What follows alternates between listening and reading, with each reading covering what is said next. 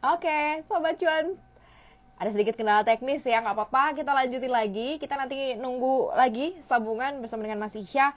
Kita masih akan bahas tadi terakhir pertanyaannya adalah seputar sektor kertas. Ini seperti apa? Ada sedikit gangguan teknis di sini. Kayaknya perihal cuaca nih ya, yang galau mudah-mudahan weekend lah nih ya.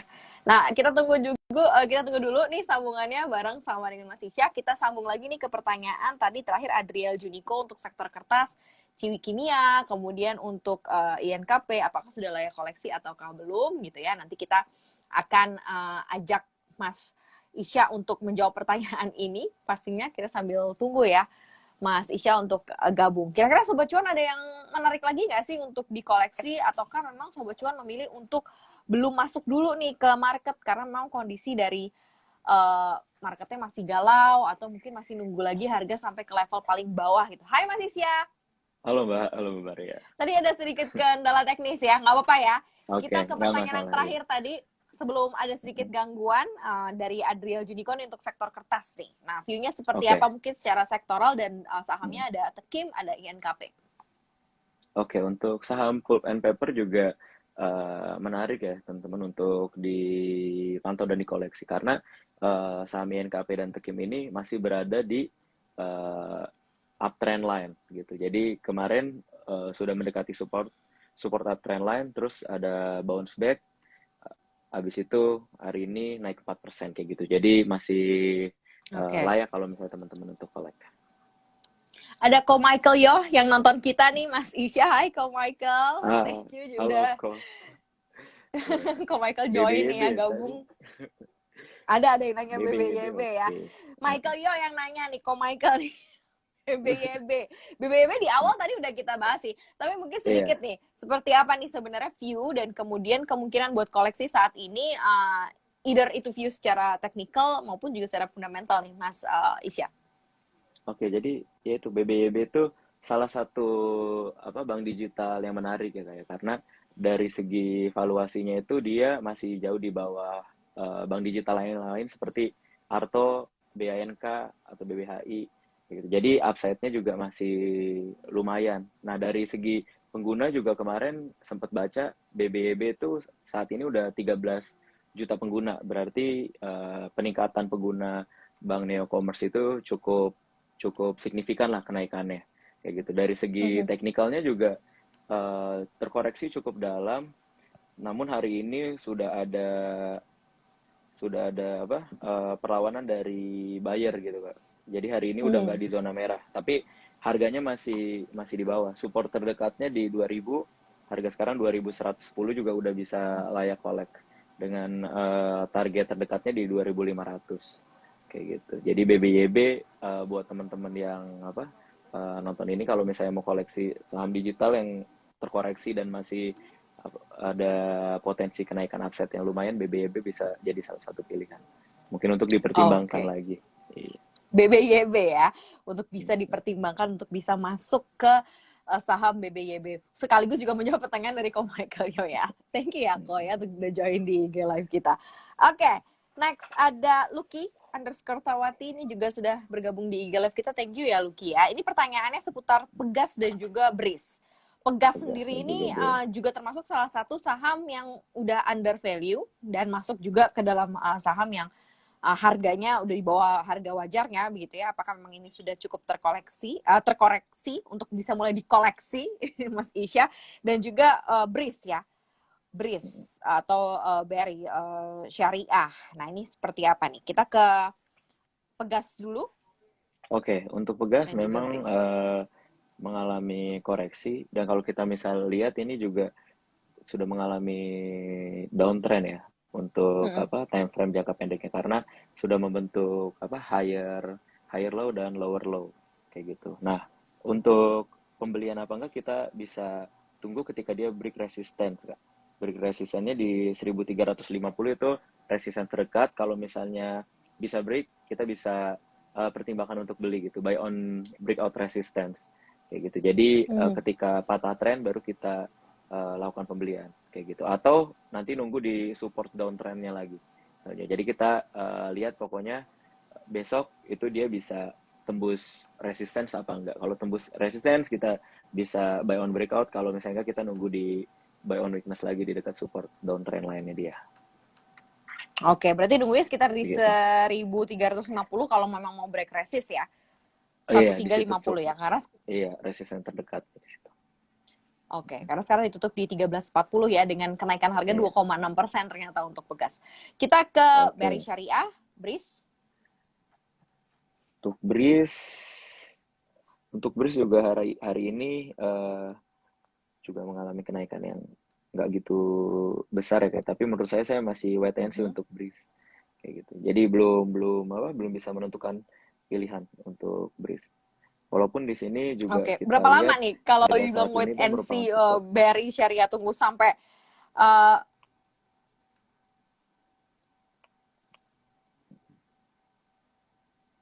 tunggu sampai seberapa besar nih mungkin tekanan atau level harga yang dibentuk dari BRIS sendiri nih? Jadi kita tunggu nanti di supportnya di 1450. Jadi kita tunggu dulu kalau misalnya dia masih mengalami koreksi, kita tunggu di 1450 gitu. Jadi kan ya, yang tadi saya bilang tuh untuk kita trading, kita bikin trading plan, baiknya kita beli sahamnya di dekat support. Jadi untuk resikonya juga nggak terlalu tinggi kan. Ketika kita misalnya diharuskan untuk cut loss ketika breakdown support, seenggaknya kita punya downside-nya itu nggak terlalu tinggi. Jadi menurut saya kita wait and see di 1450 untuk si BRIS gitu kan. Oke, itu tadi ya untuk Mas Luki ya yang sudah bertanya ya soal masalah BRIS dan mungkin ada beberapa teman-teman yang bermasalah dengan BRIS karena BRIS ini kan termasuk yang lumayan jauh sekali penurunannya ya. Ini Penurunannya benar. kalau udah nyangkut lama nih apa yang harus dilakukan nih Mas Isya? Kalau misalnya posisinya kita sudah nyangkut lama gitu ya, udah turunannya udah persennya udah gitu besar, kita tunggu di support, nunggu benar-benar mantul atau misalnya ada sentimen positif baru kita beli lagi untuk averaging down kayak gitu ya. Tapi kalau misalnya kita baru beli sahamnya terus turun, itu baiknya kita memang harus bikin trading plan terlebih dahulu sih Mbak. Jadi kalau misalnya udah break support, kita cut loss kayak gitu. Atau misalnya kita kena saham ARB nih kan beberapa waktu yang lalu kan sering sekali kita mendapati saham-saham ARB baru beli sahamnya udah mendekati ARB. Kalau misalnya baiknya saya cut loss dulu gitu. Karena kalau saham ARB hari market berikutnya cenderungnya juga akan mengalami pelemahan kayak gitu. Oke, itu gambarannya seperti itu ya kalau misalnya yang the nyangkuters teman-teman yang saat ini pegang saham the nyangkuters ya soalnya nggak bisa mau ngapain gitu ya karena BRIS juga udah jauh banget nih iya, benar. meninggalkan level-levelnya nggak balik-balik ya. Oke, Iya. kita next nih ya Mas Isya ya. Ada yang nanya Nainggolan juga sudah bergabung di Gala kita. Thank you. Semen Indonesia, SMGR gimana nih? Apakah sudah bisa mulai dikoleksi? Ada ternyata yang nanya B-Caps ya. Karena kan beberapa kayaknya tuh aku udah lama banget jarang banget ada orang yang mau ke B-Caps nih. Nggak tahu kenapa ya, mungkin karena dari sisi kenaikan nggak terlalu sedrastis mungkin saham-saham yang second liner atau mungkin yang baru-baru ya. Yang baru-baru IPO yang loncat-loncatnya dahsyat. Nah ini ada yang nanya nih, B-Caps nih perbankan yang, saham yang valuasinya besar gitu ya. Atau saham first liner nih, menarik juga sih untuk ditanya ya, Semen Indonesia gimana nih Mas Isya?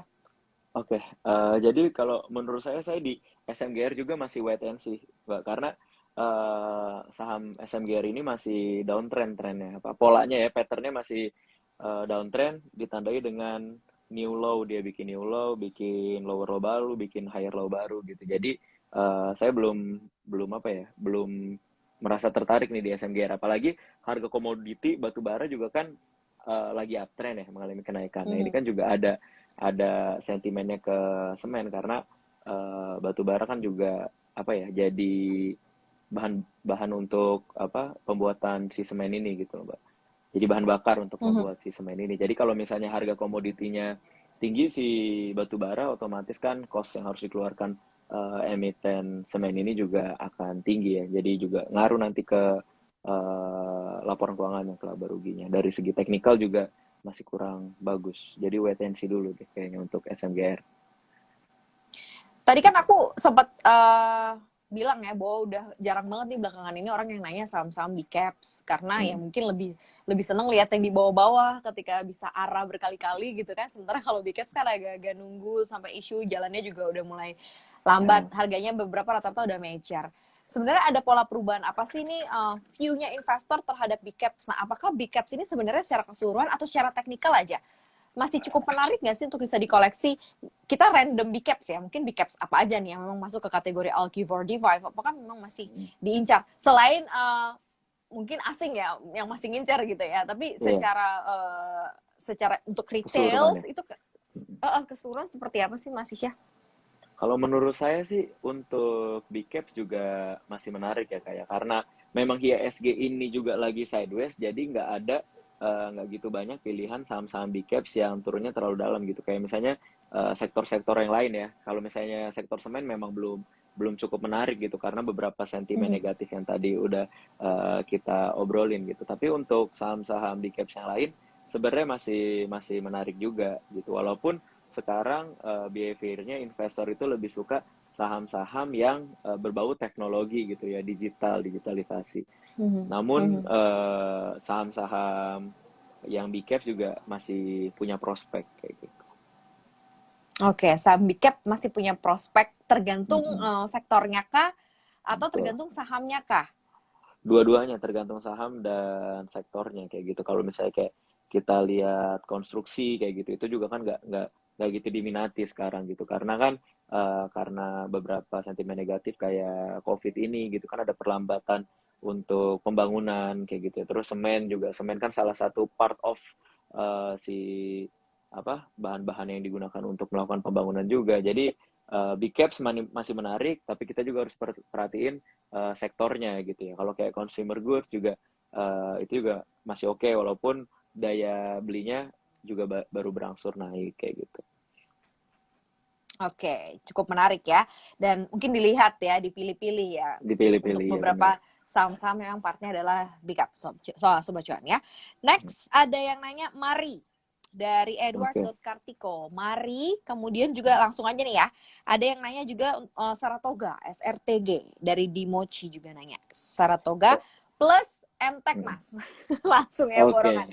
Jadi Oke. ada Mari, ada SRTG dan ada MTech. MTech dan part beberapa saham teknologi yang tekanan yang berhari-hari kemarin berada di zona merah Mm. terus-terusan gitu ya. Oke. Kayak gimana nih? Hari ini sih ada mantulnya sedikit ya. Seperti apa nih Mas Isya? Jadi untuk Mari ya, MIRI, menurut saya ini Mm-mm. kita bisa wait and see sampai di 320. Mm-mm. 326 itu support terdekatnya.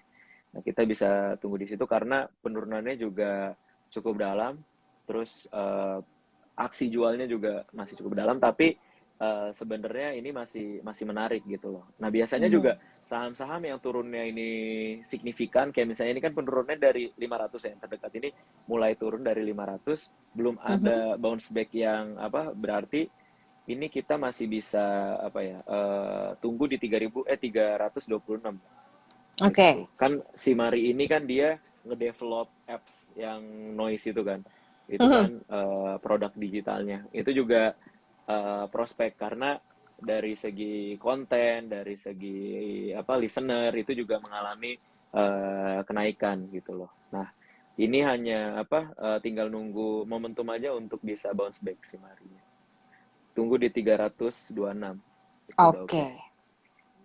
Oke. 326 buat Mari ya. Saratoga. Oke. Kita ke SRTG. Saratoga. Saratoga SRTG. Saratoga 3 hari terakhir udah mengalami kenaikan sih kak. Kalau misalnya saya sih saya belum belum berani beli karena kalau saya sih lebih Mhm. senang sakati support itu tadi ya. Jadi saya bikin trading plan-nya, saya tahu supportnya misalnya mari 326 terus break 320 ke bawah saya bisa cut loss dulu kayak gitu. Jadi apa downside-nya sedikit. Nah, kalau misalnya si SRTG ini dia sudah apa ya? Posisinya juga sudah di dekat resistance terus juga 3 hari yang dari 3 hari ke belakang juga sudah mengalami kenaikan. Jadi saya sih kurang kurang apa saya sih wait and see dulu untuk SRTG. Oke, wait and see posisinya sekarang ya untuk Potensi Saratoga, SRTG. Hmm, Investama, SRTG, dan next MTEK nih tadi EMTK yang masuk ke oke. dalam part teknologi yang tekanannya luar biasa hari kemarin-kemarin sempat Hmm, terkoreksi terus hari ini 6% ya, 6,7% bener-bener. ya, Iya. naik ya 6,1%. Gimana nih Mas ya? Jadi emang pas kemarin mau di invite ke cuap-cuan, MTEK juga salah satu yang saya lihat kayak gitu karena penurunannya juga cukup Iya. drastis kan ya dari Mm-mm. 2.500 ya kayak dari Mhm. 2.500 kemarin turun ke 1.800-an dan itu juga merupakan supportnya. Ada beberapa titik di MTEK itu yang dia bounce back di harga 1.800. Nah, hari ini dia Mhm. mengulangi story-nya ya. Jadi hari ini dia bounce back lagi di 1.800 naik 6% kayak gitu.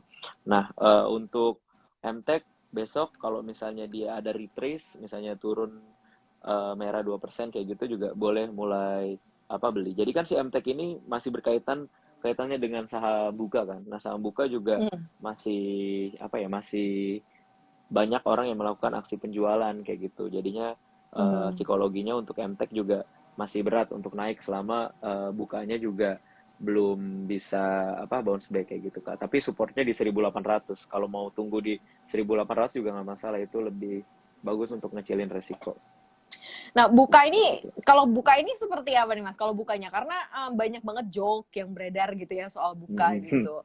Katanya Iya, buka is really worth it buy at 50. Bahkan ada yang katanya worth it untuk dibeli iya. pada saat harganya 50 lah, Gocap. gocap gitu kan. Nah, Iya, ini iya. gimana sih? Karena banyak banget joke yang beredar gitu. Bukan lagi buka lapak, jadi tutup lapak lah, inilah gitulah gitu Iya, ya. iya, Mas iya. Isya sendiri ngeliatnya gimana?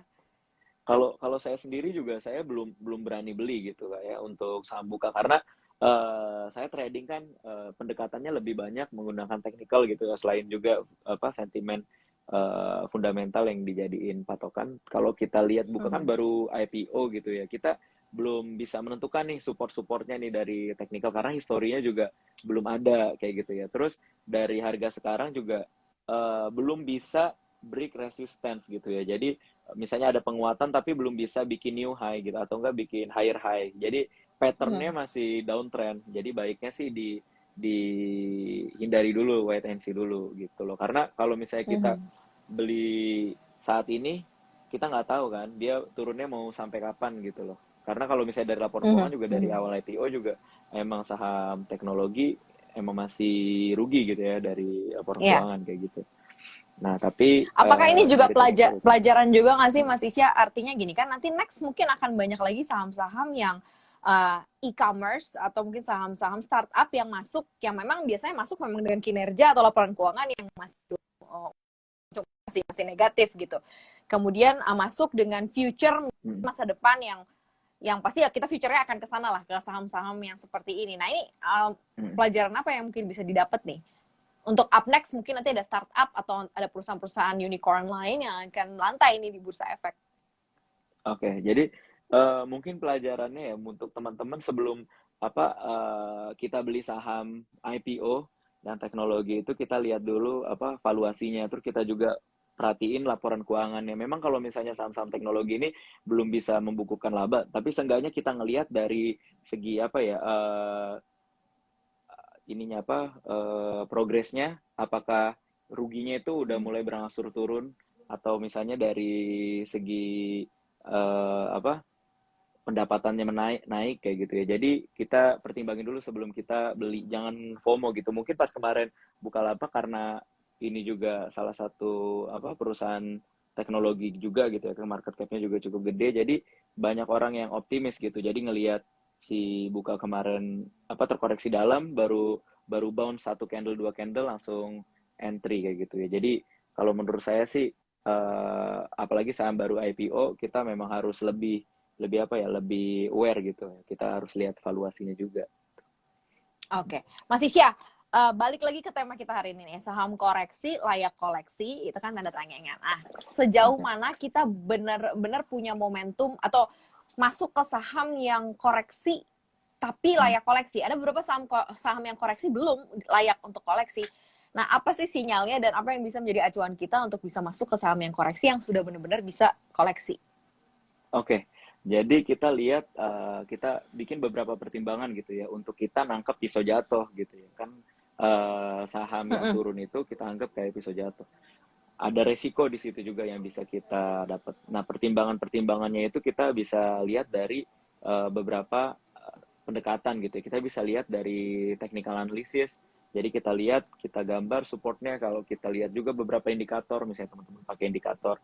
Nah, kalau misalnya sudah di dekat support dan memang sudah ada tekanan beli, nah itu bisa dijadikan salah satu indikasi. Nah, terus kita juga lihat penurunannya itu karena apa gitu ya. Kalau misalnya kayak kemarin Mm. IHSG turun mungkin karena sentimen negatif dari wait and see-nya para investor menunggu bunga acuan. Berarti kan sebenarnya nggak ada apa sentimen negatif yang benar-benar berarti gitu ya kayak. Jadi Ya. itu juga bisa dijadikan salah satu indikasi gitu loh. Mhm. Jadi sahamnya turun tapi sebenarnya nggak ada apa-apa, cuma panik aja, panik selling karena mau ada sesuatu gitu loh. Nah, jadi bisa dari apa beberapa sentimen sama technical analysis pendekatannya, atau juga bisa dari fundamental kayak yang tadi kita obrolin juga, beberapa saham turun sudah di bawah valuasinya gitu ya, jadinya under value. Itu juga bisa kita jadikan salah satu acuan kita untuk beli saham. Jadi udah under value, teknikalnya bagus, terus juga sebenarnya nggak ada apa-apa gitu ya, cuma panic selling doang, itu bisa kita jadikan pilihan untuk kita koleksi sahamnya.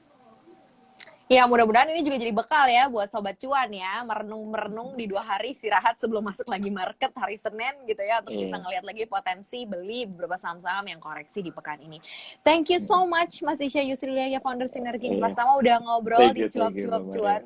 Iya, Thank you banget ya. Dan untuk iya, Sobat thank Cuan you. yang gabung, thank you banget sudah bertanya. Live ini di-save, jadi nanti bisa dilihat-lihat lagi dan bisa dicek-cek lagi begitu ya. Tadi saham-saham apa aja yang udah kita bahas. Jangan lupa dengerin podcast Cuap Cuan yang ada di Spotify, Apple Podcast, Google Podcast, dan juga Anchor. Follow Instagram kita nih yang belum follow ya, @cuap_cuan, dan subscribe YouTube channel kita juga di Cuap-Cuap Cuan ya. Like, share, dan komen ya, supaya kita bisa bikin lagi konten yang menarik.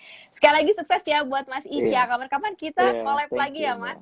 Oke, siap. Thank you juga Mbak Maria, sehat selalu. Sehat selalu. Thank you juga Sobat Cuan. Iya. Happy weekend semuanya. Happy weekend Mas Isya. Happy weekend, guys. Bye-bye. Bye.